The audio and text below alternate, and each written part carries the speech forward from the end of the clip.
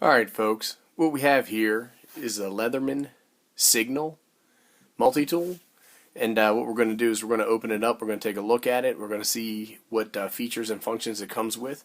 But before we do that, why don't you grab yourself a nice cold one, come on back, and we'll get started. Alright, hopefully everybody made it back. This is a new multi-tool that I just picked up, the Leatherman Signal. You can see it right there. There you go, now you can see it. Comes with a pocket clip, which is pretty handy. And I picked this up. I have a couple other multi-tools that I've been using. I've been using multi-tools for years and years and years. I'm an old man, so I can say that. And I picked this up because I had seen some reviews on it, and I had seen some other videos where this multi-tool was featured. And I said, hey, maybe I should give one of these a try and see if I like it or not. So I went ahead and ordered it off of Amazon. And I got it, and here it is. So this is one that is built or designed for survivalists, outdoorsmen, hikers, campers, stuff like that. The reason it's called a signal is because it comes with some functions that are built around signaling, like it has an emergency whistle and a fire starter. You can see a ferro rod right here on the side. And when I first saw this, I was like, well, how are you going to strike this ferro rod unless you have something other than the multi-tool? But it detaches. We'll take a look at it. And actually, let's just start with this ferro rod. You can see it's a little bit loose. And that's one thing that I really don't like about this. But we're going to give it a try. I've only had this for a couple of days. I have not used it at all. It's been sitting around, so this is strictly what they would call a tabletop review. So let's go ahead and get started. Alright, we've talked about the clip. It has these Torx nuts, pivots here holding everything together. So you can take this apart, rearrange it if you wanted to. And then you could tighten and loosen these as well. I would recommend putting some Loctite on there. Take a look at the outside of the tool. You do have a hex wrench here, so when you get those smaller like Phillips or flathead or Torx bits, you can actually put those bits in here and use those. It also has, I believe they call that a 1/4 inch, but it looks more like a 1/2 inch nut driver, so you can actually use this on certain nuts to open or close things. It also has this hammer at the pommel, and you see some texturing there. And you can use this to drive in tent stakes or, break up rocks or crush walnuts or whatever it is that you like to smash with a hammer. I would not recommend hammering nails or anything like that. And I would also be very careful putting in tent pegs, because if you're going to use this in your hand and you're going to hammer that down, you could very easily face some injury here by having something go in your hand. But with some control, you could probably use this pretty functionally. The other thing is, I'm a lefty, so we're going to watch this right-handed. It's probably going to look ugly. There you go. It comes with this knife, which is 440 HC. Now, there's nothing wrong with 440 HC. I would prefer to see this in a little bit of a better steel, but that would drive the price of this multi-tool up. And you can see you have some serrations here for cutting rope and stuff like that. And then you also have just kind of like a full flat grind here on the end. You can see that. In a lot of reviews, I saw people saying how sharp theirs came. And, I'm not going to drag this across my finger, but I'm pressing on there pretty good. And it doesn't really feel that sharp to me. I'm sure it'll touch up pretty easy. 440 HC is pretty good for getting sharpened. One thing is that being a lefty, I would have much rather preferred to see this be just standard grind, not serrated. Because when I flip this over, any kind of carving task that I might do, you can see I don't have the benefit of a bevel. So, not that big of a deal. Pretty solid lockup with the liner lock, and it seems to work pretty well. And then when I take a look at it on this side, if you come down here, where is it? It's hard looking through this iPad.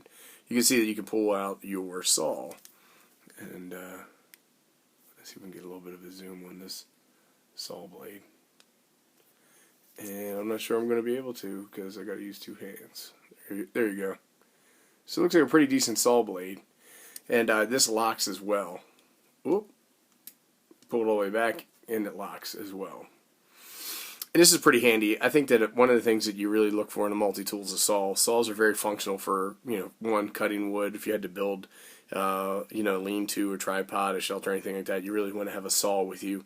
And cutting notches and stuff like that, nothing beats a saw. So I'm pretty excited about that. It also locks in with a liner lock. You can see it right there. I push it with my thumb. Go ahead and close that. And then you also have like a carabiner style clip if you want to clip this to a belt or a pack or something like that. Alright, let's take a look on this side. We have a little bit of a locking mechanism right here. I can pull it down, which it is right now, and that prevents this from opening up. So if you had this carabiner style to your bag or your belt or something like that, you don't have to worry about it flopping open. Let's go ahead and push that up, and then we can go ahead and then we can access the tools that are inside. Now when you take a look at this, Leatherman always does a really good job making sure you have a precision point on your multi-tool, and this is no exception. This whole thing is made out of 440 HC, as I mentioned earlier, but it has replaceable clamps here. You can see these are wire cutters or snips or whatever you want to call them on either side. These are made out of 154 cm. Now the thing about 154 cm is it has ability to take a high heat treat. These are probably somewhere around 60, 61 Rockwell hardness. I don't know for sure. But when you quench 154 cm, it has the capability of becoming very, very hard. And when that happens, you get very good wear resistance.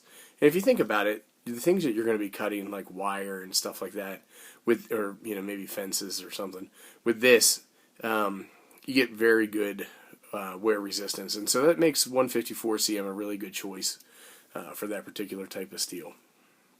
Alright, now that we're open, let's take a look. Actually, I had one more thing I wanted to show you before we opened up. It comes with this. This is probably carbide sharpener. And so I can go ahead and I can push this down here. I thought I could. And when I do that, I can pop this out. And it comes with this sharpening device. Now this isn't the best sharpening device in the world, but in a situation where you don't have your sharpener with you and maybe you chip or roll the edge of your knife blade, you can use this, and it has some pretty good grit on it to sharpen or bring that edge back. So this is pretty handy. I like the idea of having this. Alright, let's go back to the inside. And then typical, you have a wider portion down here like most needle nose pliers, and then you have a little bit finer tip. Let's take a look at what's in this side of the knife, or multi-tool. So the first thing you have here is an awl.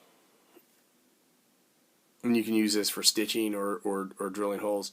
And again, this isn't the sharpest awl that I've ever felt, but I'm not worked up about it. I'm sure I could do something to bring it back.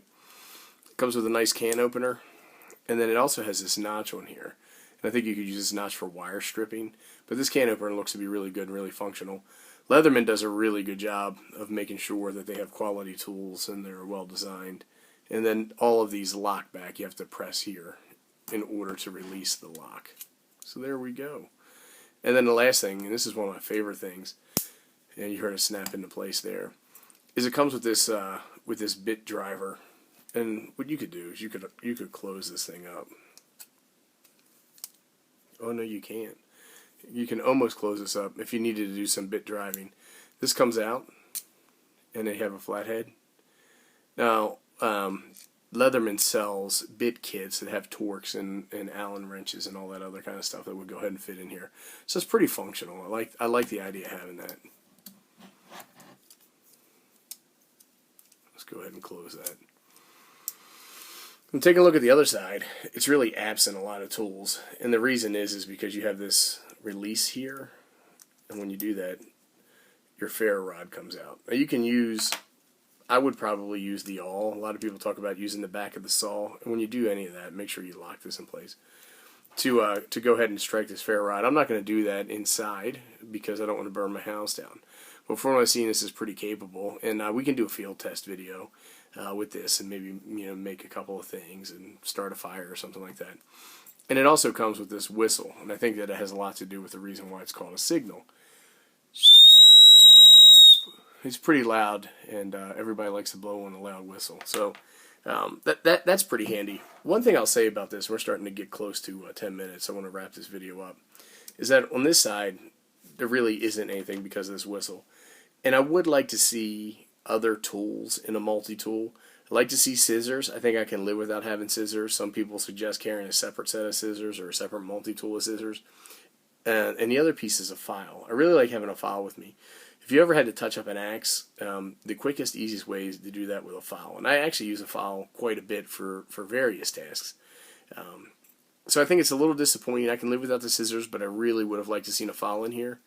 But overall, this seems like it's going to be pretty good. This is going to be my new, I guess, EDC type Leatherman or multi-tool for a while. We'll see how it goes.